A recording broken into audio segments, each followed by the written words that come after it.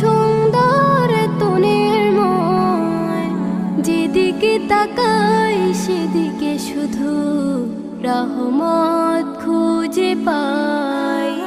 তোমার সৃষ্টি প্রভু এত সুন্দর তনের মন, যেদিকে তাকাই সেদিকে শুধু রহমত খুঁজে পাই।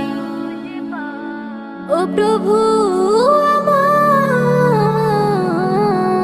তুমি অসীম ক্ষমা